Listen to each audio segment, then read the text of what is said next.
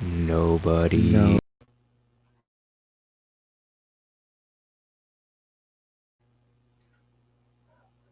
Hi, everyone. I'm Jeremy. Hi, I'm Megan. And, we were just so excited that we were like, we don't need music today. We just want to see y'all's faces. Well, we That's can't see your right. faces. We just are so excited to be back doing the show after Sisyphus. our short hiatus that we were like, forget the intro music. We're just going to go straight into it. So welcome, everybody. Thank you for joining us. We're so excited to be back. For those of you who are just tuning in, we are Nobody Read Short Stories.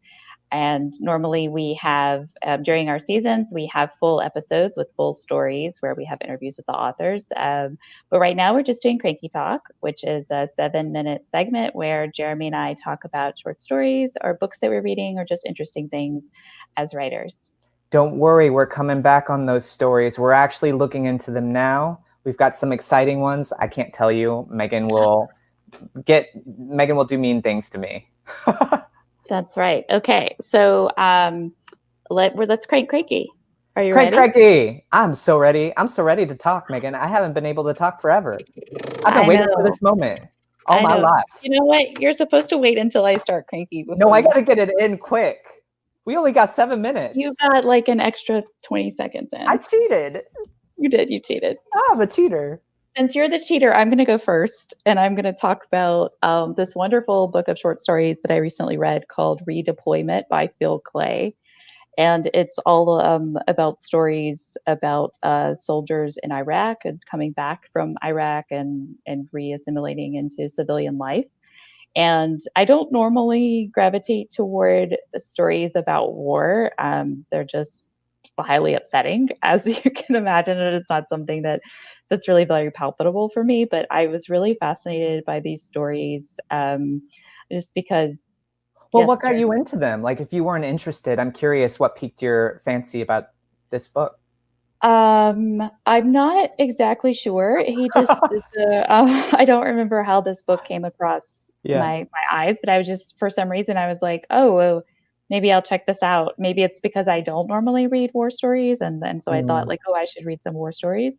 But one of the stories I really liked was a story called OIF, and it's a story that uses a lot of the acronyms that they use in the military. So IED, OIF, and et cetera, et cetera. So much so that you don't really understand a lot of what's going on in the story, which is the whole point of the story, because it's about this soldier trying to be understood and trying to kind of understand his own experience. And it's one of those wonderful stories where like the form and the language that's used in the short story really serve the content, because you're kind of confused and there's no way you can understand everything. And that's kind of the point about how like a civilian will never understand completely what a soldier goes through during war.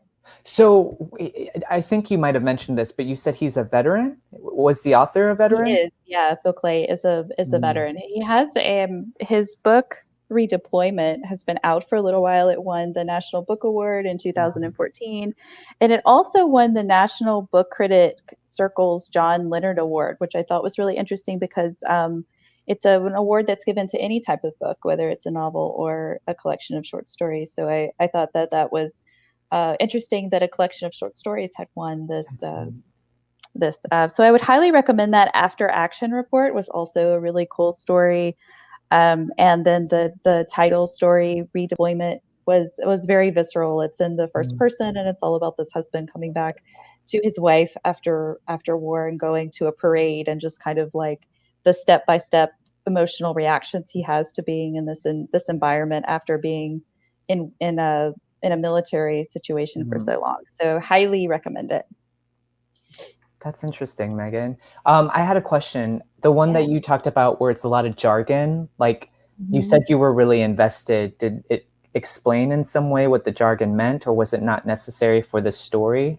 You understood some of it just from context. You could kind of gather it, but I really do believe that it's intentional, that you're not supposed to understand everything that's going on, because you just can't. That's interesting. So yeah, that's interesting. So like that character is the protagonist, but yet the story is about you, the listener of the story. That's fascinating. Yeah, that's a really good point. It really is about the interaction between the reader or the listener and the character, and how there's this dissonance between, or there's this sort of chasm between the two of you because you don't have all the information that the character has.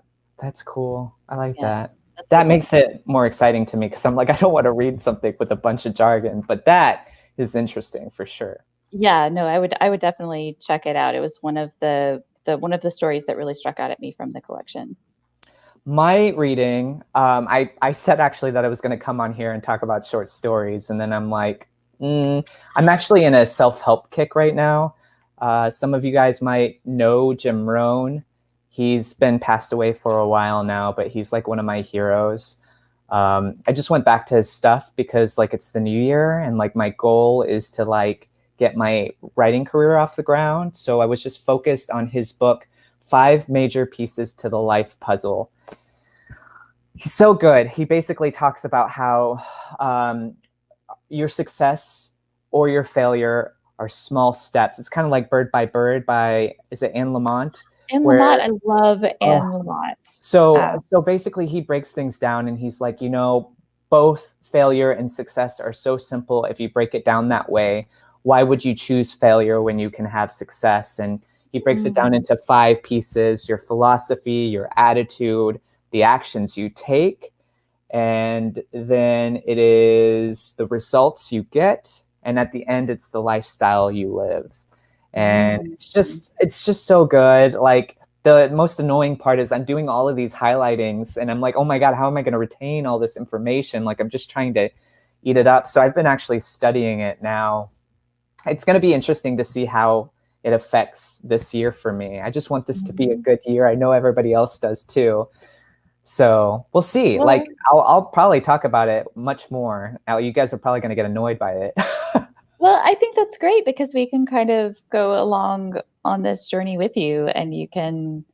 I mean, I think those types of self-help books are really cool because it is sort of a study. It's not one of those books that you read once and then you're like, okay, that was enjoyable. Let me move on. It is more of like the repetition and the going back and trying to understand the going back for sure. You didn't understand in the first place. And I feel that way about Atomic Habits, which is a self-help book that I talked about in last season's Cranky Talk, and just about going back to those steps and those tools, because sometimes we get off of our tools, we forget about our tools, but I think it's really important to go back to that, and that's part of the process. Yeah, and I think self-improvement books get like a bad rap. Like, people think that it's just law of attraction, but like a lot of them actually have, and I don't believe in the law of attraction, but there are books that are not just about that they're like psychology and how the human thinks. There's so many different ones. And I really do think 2021 should be about us doing the research. Ooh, that was intense. Megan, you are not used to being shocked every time. Megan, you had one time though last year that you weren't shocked, right? There was one time where I was like really into whatever it was I was saying. I guess I was like, I just was mesmerized by the sound of my own voice, and I was not shocked. But I know that this is a little bit cheating, but Maureen says redeployment sounds really interesting. Good to see you both again and your interesting reads. Oh, thank you, Maureen. Welcome back. Thank you for being here. And Bruce is here too. Yeah, so he says nice to have you back. Thank you all for listening. Yes, thank you. All right. So if you haven't already, please go to our YouTube page and like and subscribe. And if you're listening to some of the episodes in season 1 or season 2, please leave us a comment. We, as well as our authors, love to hear feedback on how our audience is interacting with the story. So please don't be shy. Definitely. And even though we're not around right now for our stories, we still have those stories up. So please be on the lookout for those. Like we mentioned, we are going to be back with new stories. We're actually reading them right now. And yes, if you have a story that you would like to submit to us, please go to our website at nobodyreadsshortstories.com. You can find all of our submission information. We love all genres, all voices. We take pretty much all links. It's up. We do like for them to be at least 20 minutes long when they're read, just so we can have a full episode with that story. But please tell your friends, let your author friends know, anybody that you know who loves to read audiobooks and listen to audiobooks, please let them know about us. Let them know that we're available on Spotify and Apple Podcasts and Stitcher and Amazon, which you can download onto your phone and take with you wherever you go or whatever you're doing, whether you're cleaning or driving to work or taking a walk, trying to decompress. We will be there for you. Or even if you're just laying down on a pillow. You see my segue? You see how I just segued into that? I like that. Jeremy is holding up our ubiquitous Nobody Reads Short Stories pillow, which is with a black background, has white, orange, and purple lettering all over it. It's the perfect thing to snuggle up to. Most of the country, it's still kind of cold. You can snuggle up to the pillow, listen to a fairy tale from last season, and just have yourself a very nice evening. Exactly. And you can also find us on social media if you're feeling lonely and you're just like, I need those NRSS people in my life right now. So we're on Instagram, Facebook, and this time I'm going to get our hashtag right. Are you ready for this, Megan? I'm ready. It's hashtag NRSS podcast. Very good. All right. I was like, did I get that wrong? No, very good. Yeah, you got it. Oh, I was nervous there for a second. It only took me all our episodes to get this right, Megan. I'm a quick learner. I always had faith you would get it eventually. Well, let's see if I get it next time. Anything else that we need to mention? If you would like to learn more about Jeremy and I's individual projects, you can go to jeremyraystories.com and learn all about the cool things that Jeremy has going on and sign up for his micro story newsletter, which means you will get a new story every week in your email box. They're fantastic. You don't want to miss out. So make sure that you do that. We're having a lot of fun with them. Like every 8, we have a vote off. We see which ones people like best. So join on in. And also, Jeremy, why don't you tell people about the houseplant? Oh, Megan. So fancy she says this. I'm glad I have this on me. I actually didn't know Megan was going to bring it up, but the houseplant is right now on Amazon. Jeremy's holding up a copy of the houseplant in print. Yes. Which you can purchase on Amazon for your very own. Where if you're nosy or just curious or just supportive, you should check out our Goodreads and Amazon. We're doing surprisingly well. So the more readers we get, the more Amazon thinks that we matter, and we like mattering. So Jeremy is doing so great with his printed short stories. He also printed The Gatherings, which we showcased on Nobody Reads last season, and he has more stories in the works. So you can look forward to having all of those stories in print very soon. Okay, my head is getting so big. It's time to get your head big, Megan. So Megan is working on some, am I allowed to talk about your screenplays? I guess there's really no news. I'm writing them, which is good. And Megan has a really good one written. We're going to have to talk about your screenplay eventually. Like everyone knows about it here in LA, except our listeners. Now they're going to be even more tantalized. Look what I did to you, Megan. I know. Well, when we have actual news, we can share it with all of our listeners. How about that? Definitely go to meganamorrison.com where you can subscribe to Megan's website, and she will give you the details on her screenplays that are going to be coming out very soon, I think. So just one more time, please go to nobodyreadshortstories.com. Check out our submission information. Send us your stories. We're very much looking forward to reading stories for season 3. The world is very weird right now, but we think stories are we all have stories in common. Exactly. Stories we all have stories are the heart in of common, humanity.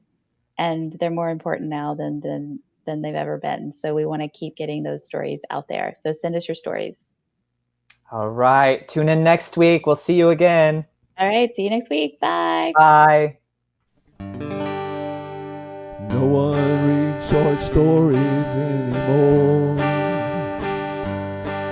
I really don't know what they're written for.